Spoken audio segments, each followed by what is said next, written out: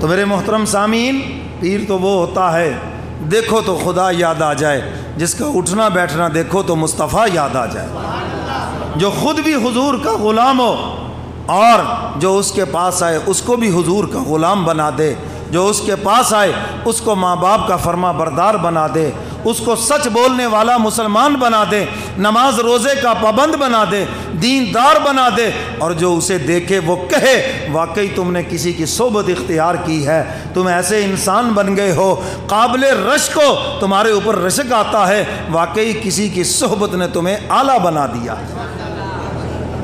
اور حضرت تھانوی رحمۃ اللہ علیہ فرماتے ہیں، فرمایا کسی کی بزرگی دیکھنی ہو اس کے وظیفے نہ دیکھو کتنے پڑھتا ہے، اس کے نوافل نہ دیکھو کتنے پڑھتا ہے، اس کی تسبیح نہ دیکھو کتنی کرتا ہے، اس کی پگڑی نہ دیکھو، فرمایا اس کے زہری حلیہ کو نہ دیکھو، بلکہ یہ دیکھو کہ وہ گناہوں سے کتنا بچتا ہے۔ اگر وہ گناہوں سے نہیں بچتا اور زہری طور پہ بہت کچھ ہے، فرمایا وہ کچھ بھی نہیں ہے، اور اگر وہ گناہوں سے بچتا ہے زہری طور پہ کچھ بھی نہیں نظر آتا وہ بہت کچھ ہے۔ اور کسی نے حضرت سے پوچھا حضرت کامل کی نشانی کیا ہے؟ فرمایا جس کی صحبت میں جا کر گناہ چھوٹنا شروع ہو جائے اور تمہارا دل نیکی کی طرف راغب ہو جائے، فرمایا یہ کامل کی پہچان ہے۔ آج لوگ کہتے ہیں جی میرا پیر بڑا کامل ہے، جی ہو پیچھے ہٹنا، جی بڑا کامل پیر ہے، ایسا وظیفہ پڑھوں گا تجھے الٹا کر دوں گا۔ کوئی وظیفہ ایسا نہیں ہے، کوئی ڈرنے کی ضرورت نہیں ہے، یاد رکھنا کوئی نہیں کسی کا کچھ بگاڑ سکتا۔ میرے محترم سامعین، کامل وہ ہے جس کی صحبت میں آؤ اور گناہوں سے دل کھٹا ہونا شروع ہو جائے، دنیا سے دل کھٹا ہونا شروع ہو جائے اور آخرت کی طرف دھیان لگ جائے اور تمہارا نیکی کی طرف دھیان ہو جائے، نیک کاموں کو دل کرنے لگ جائے۔ حضرت تھانوی فرماتے ہیں یہ بندہ کامل ہے، اس کے دامن سے چمٹ جاؤ انشاءاللہ سیدھے جنت میں چلے جاؤ۔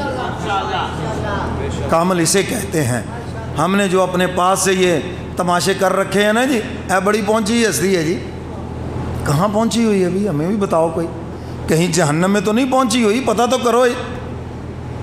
تو میرے محترم سامعین یہ سب ہمارے منہ کی باتیں ہیں، اور اللہ تعالیٰ کسی کی بزرگی اس کی زندگی میں دکھا دیتے ہیں اور کسی کی بزرگی اس کے جنازے پہ دکھاتے ہیں، اور کسی کی بزرگی دنیا میں ظاہر ہی نہیں کرتے، حق تعالیٰ اس کی بزرگی حشر کے میدان میں ظاہر کرتے ہیں۔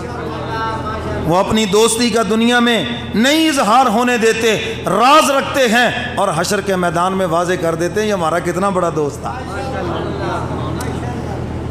امام محمد رحمۃ اللہ علیہ یہی تو فرمایا کرتے تھے، امام احمد بن حنبل رحمۃ اللہ علیہ، کہ ہمارے جنازے ہی ہماری بزرگی کا فیصلہ کریں گے۔ اور کبھی کبھی ایسے ہوتا ہے، آپ دیکھتے ہیں کوئی اللہ والا فوت ہوتا ہے اور ساتھ اس کے ایک معمولی سے بندے کا بھی جنازہ ہوتا ہے۔ یہ کوئی ایسے اتفاقی تھوڑو ہو گیا، یہ حکم خدا بندی ہے۔ اللہ یہ دکھلانا چاہتے ہیں یہ بھی میرا مقبول بندہ ہے اور یہ بھی میرا مقبول بندہ ہے۔ اگر اس کا جنازہ ہوتا 10-20 بندے آتے، میری دوستی کا اظہار نہ ہوتا، اس لیے یہ میرا پیارا دنیا سے گیا، لاکھوں کی تعداد میں لوگ آئے اور یہ جو بیچارہ غریبڑا میرا فرما بردار تھا ہم نے اس کو بھی ساتھ نتھی کر دیا ہے۔ جب جنازہ دونوں کا پڑا گیا تو دونوں کو برابر اعزاز و اکرام کے ساتھ ہم نے جنت میں داخل کر دیا۔ یہ ایسے تو نہیں ہوتا حرمین شریفین میں جنازہ ہو رہا ہے اور ایک وقت میں 30-30 لاکھ انسان اس کا جنازہ پڑھ رہے ہیں، حالانکہ اپنے ملک میں ہوتے تو پتہ نہیں 30 بندے بھی نہ ہوتے۔ کیوں جی ایسے ہے یہ نہیں؟ ہاں یہ بات ہوتی ہے کوئی نہ کوئی۔ اللہ اکبر۔ غازی علم الدین شہید رحمۃ اللہ علیہ ایک تانگا چلانے والا انسان جب حضور کی ختم نبوت پہ قربان ہوا، حضور کے ناموس پہ قربان ہوا، پھر اس کا جب جنازہ اٹھا 2.5 لاکھ انسان تھے اس کی نماز جنازہ میں شامل، اور لوگ کہتے تھے عاشق رسول کا چہرہ تو دکھا دو ہمیں۔ تو میرے محترم سامعین، کسی کی بزرگی جو ہے وہ جنازے پہ ظاہر ہوتی ہے، اور کسی کی بزرگی مرنے کے بعد ظاہر ہوتی ہے، اور کسی کی بزرگی حشر کے میدان میں ظاہر ہوتی ہے۔ مگر اللہ اپنے دوستوں کو مغفور رہنے نہیں دیتے، کسی کو دنیا میں زہر کر دیتے ہیں، ورنہ جنت میں تو پھر زہر کر ہی دینا ہے۔ تو نور الدین